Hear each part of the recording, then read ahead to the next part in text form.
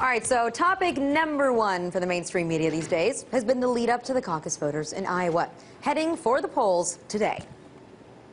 We're just 10 hours away from Iowa's presidential caucuses now. Heartland voters are definitely going to crush some dreams, and they're going to fuel some others. Do you want to say who you think is going to come in 1, 2, and 3 tonight?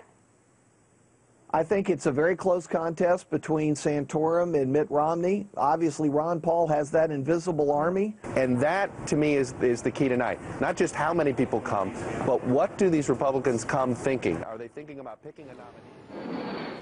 Now, there are indeed important issues to discuss in terms of Iowa, which we'll be doing on the show tonight, too. But do you really have to spend 24 hours, 7 days a week talking about Iowa and only Iowa? I mean, guess what? There are bigger things out there going on in the world, in the news, in this country specifically. And so here, I'd like to play just a little bit of catch-up since we've been on break. Just in time to start off a brand new year, President Obama went ahead and signed the NDAA, the National Defense Authorization Act.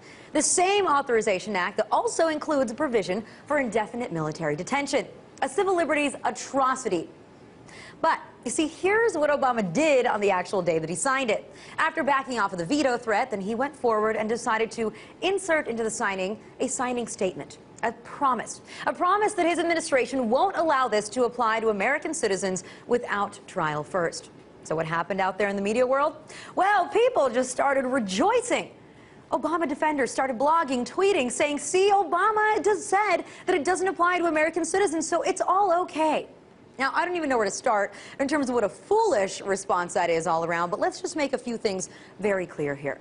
No matter what Obama does or doesn't do, the indefinite military detention, including of American citizens, well, that part is already enshrined into law. He signed the damn bill. So even if his administration chooses not to interpret it in that way, well, then guess what? That doesn't stop any future presidents from using it in the exact language that it was written in. So thanks a lot, Obama. You might promise to be the good guy in this scenario, but you still signed it, which means it is now law, which means that however someone chooses to use it in the future will be on your shoulders, and it will be part of your legacy. Now, this is something that nobody in the mainstream media, with the exception of Rachel Maddow, who covered it last night, has bothered to mention. And she deserves credit there where the credit is due, although I still find her outrage not nearly to be strong enough. But enough about the other guys, and how about more of the future, right? Let's also now, instead, talk about the past. I find the notion that Obama can make a promise and people still believe it to be completely laughable. And do you want to know why? Well, let's take a little trip down memory lane and look at a few other promises that Obama has made on the campaign trail since taking office, promises that were all broken.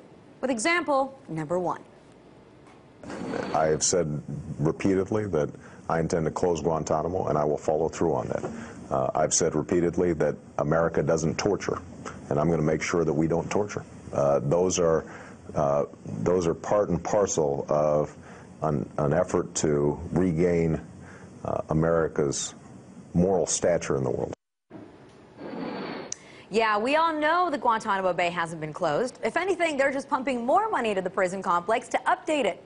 And while some out there would like to say that at heart the president really wanted to close Gitmo and it was just Congress that tied his hands, let's face it, all he wanted to do was transfer the detainees to Illinois. The whole part about righting the wrongs of the past, letting certain detainees see a courtroom, well, no dice on that one. He believes in indefinite detention, and he's deemed many of these detainees simply untriable.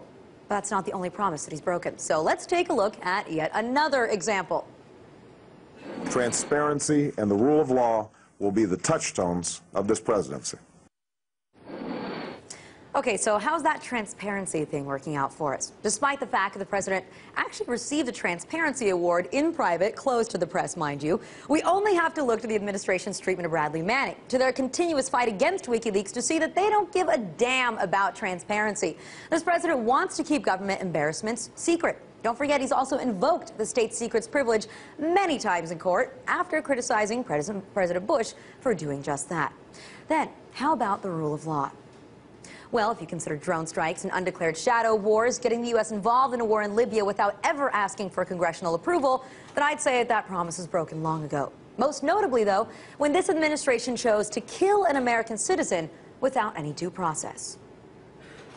Earlier this morning, Anwar al-Awlaki, a leader of al-Qaeda in the Arabian Peninsula, was killed in Yemen.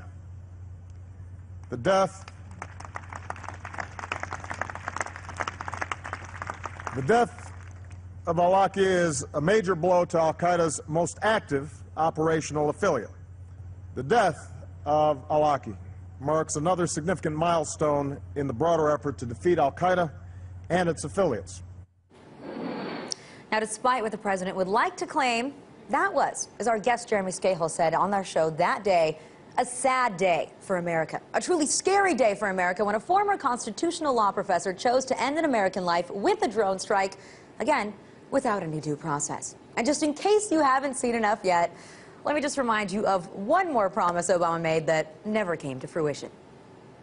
When I'm in the White House, I'll put on a comfortable pair of shoes myself. I'll walk on that picket line with you as President of the United States of America. Because workers deserve to know that somebody's standing in their corner. Yeah, to this day, nobody's seen Obama wearing those comfortable sneakers and walking along the picket lines with the workers. It didn't happen in Wisconsin when collective bargaining rights were stripped. Hasn't happened in any other states that have passed similar legislation. The bottom line is, it's not going to happen. So, this one really goes out to a lot of people out there. It's not just the mainstream media who blatantly doesn't care about civil liberties or about the Constitution or where this whole war on terror is taking us. It's them, but it's also the gullible pundits, the bloggers, the tweeters, the apologists out there that are so blind that they still choose to buy any promises that this president gives us. President Obama signing this NDAA was a dangerous, scary move, and there's no ifs, ands, or buts about it. There's no right way for him to make a statement about it. It's now law for others to use as they please, whether you promise not to detain American citizens without trial or not, Mr. President. But hell, you've already begun killing citizens, so why do we believe you on the detainment front? But that's what far too many people out there, including, first and foremost, the mainstream media that's supposed to inform the public, be the government watchdog, believe. That's what they've chosen to miss.